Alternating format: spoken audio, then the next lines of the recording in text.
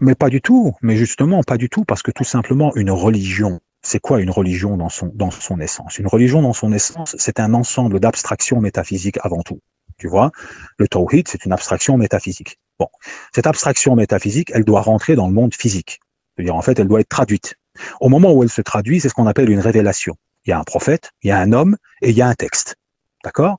Mais ensuite, les gens qui, on va dire, abordent ce texte et la vie de cet homme, il l'aborde en fonction d'un ensemble d'éléments qui sont des biais qui le concernent. Par exemple, toi, quand tu vas lire, toi, par exemple, si tu es d'origine indo-pakistanaise et tu vis en France au XXe siècle, ou alors tu prends je sais pas moi, un Guinéen qui a vécu au XVIe siècle dans l'Afrique subsaharienne, ou tu prends un Chinois qui vit en Chine, je sais pas moi, au XIe siècle qui se convertit à l'islam, tu te convertis, tu lis et tu comprends à partir d'un ensemble d'éléments qui sont construits, qui peuvent aller de ton niveau d'intelligence, qui peuvent aller de ta culture. Et qu'est-ce que tu vas faire? Ben, tu vas essayer de comprendre ces abstractions métaphysiques dans la vie pratique du prophète, tu vas les intégrer dans ta vie, mais la manière dont tu vas les comprendre et les intégrer va toujours être, comment dirais-je, imprégnée par qui tu es.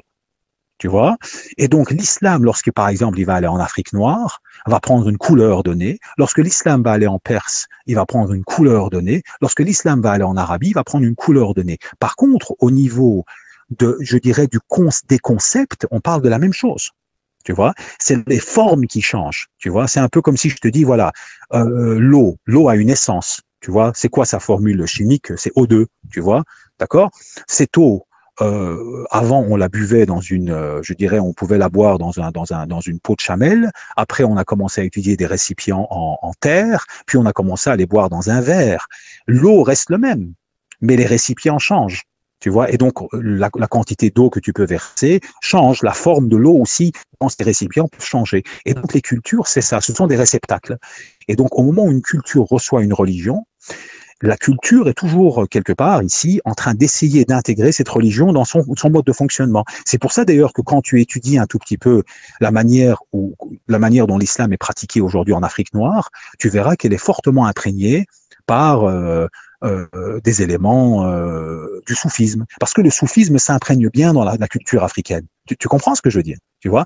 Si par exemple ce même islam va aller en Perse, mais tu vas voir que par exemple, elle va devenir hyper métaphysique et philosophique. Tu vois? Pourquoi? Mais parce que tout simplement la métaphysique et la philosophie, ça fait partie de la Perse. Tu comprends?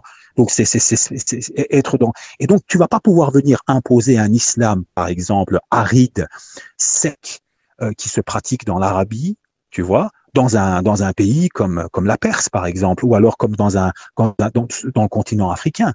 Tu vas pas pouvoir le faire. Ça va pas matcher, en fait. C'est-à-dire que on peut pas aborder la religion autrement que par qui on est. Si toi, tu es quelqu'un, par exemple, qui est vraiment quelqu'un de bon, quelqu'un de gentil, et tu es plein d'amour en toi, tu vas pas comprendre cette religion par le biais de l'approche politique ou de l'approche guerrière. Tu comprends ce que je veux dire, tu vois? Si, par exemple, toi, tu es un philosophe né depuis que tu es enfant, tu es toujours en train de réfléchir et tu es tout le temps en train de penser, si je viens avec un discours du haram et du halal, ça va pas passer chez toi. Tu comprends ce que je veux dire? Ça va pas être suffisant pour toi. Donc ta personnalité, ta culture, ton intelligence va interagir en permanence avec ce que tu vas comprendre du Coran, de la vie du prophète, et ça va donner quelque chose.